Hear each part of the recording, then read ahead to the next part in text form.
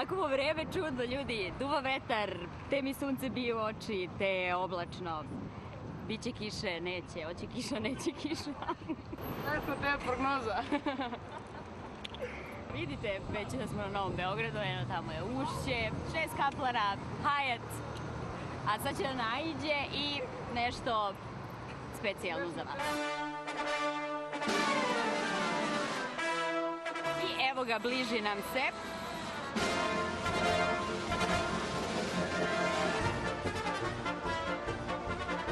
Koliko smo vas čekali?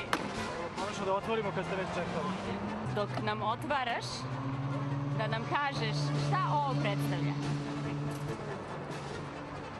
Predstavlja jedan specifičan, svetski poznat vid prodaje samo jednog proizvoda koji je u Beogradu bio zaboravljen od ranije, znači viršle koje su se nekada prodavale na PKB-ovim kioscima i ja mislim da su 90% autentične, da ne kažem 100%, trudili smo se da napravimo da bude autentične. Opa, i to je to. Za par minuta imamo kiosk na mestu. Nažalost, jedan jedini. Na zapadu se iz ovoga prodaju razne stvari, znači tipa sladoleda. Kad deca čuju u Americi zvonce, oni znaju da je to sladoled stigao, tako da onda izađu. Postoji tu jedna anegdota, vrlo interesantna, kad ovde, recimo, kod poslovnog centra Ušće prolazi onaj autobus sa turistima, vozači su istrčali jednog dana i kažu moramo da dođemo da probamo te viršle i da vidimo o čemu se radi, pošto kaže više fotografišu ovi stranci kad dođu više fotografišu ovo vozilo nego Skupštinu. Pogotovo prošle godine kad smo počeli da radimo za vreme univerzijade, bilo je recimo kineska košarkaška reprezentacija ženska je došla i pošto im se vozilo jako svidelo, izgleda im kao da je po feng shuiju, ostavili su nam jednu interesantnu ovde začutu Amajliju kao za... Da, tu Amajliju su nam ostavili da bude eto kao neka sreća za posao. Znači ovoga u Kini nema.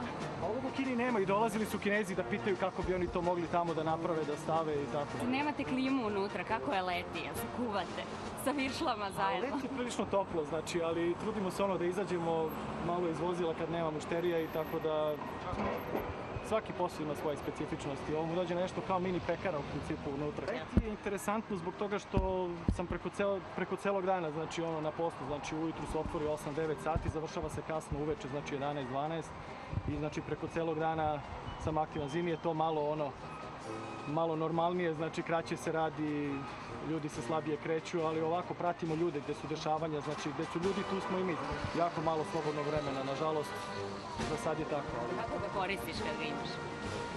Uglavnom gledam da se odmorim u dvorištu, zbog toga sam i odlučio da živim malo van grada. Vrlo interesantno da me mali pitao, ima 5 godina, Vuk se zove, pitao me pre 2-3 dana, tata, ja bih jako volao da pravim kule u pesku, na plaži, negde. Tako da bio je za sad jednom na moru i u principu nekako mu je to ostalo u sećanju i svidelo mu se, tako da sam rekao vidjet će kad tata bude imao vremena, kad proda dovoljno viršli, onda će biti valjda i para za mlad. Kako se zove sin? Vuk. Vuk je definitivno zaslužio da ide na more, složit ćete se sa mnom, da pravi kule od peska, pa ako osvojite putovanje, definitivno ćete otići, pretpostavljam, jel? Za to će morati da se nađe vremena onda, pogotovo zbog deca. Znači, za Vuka.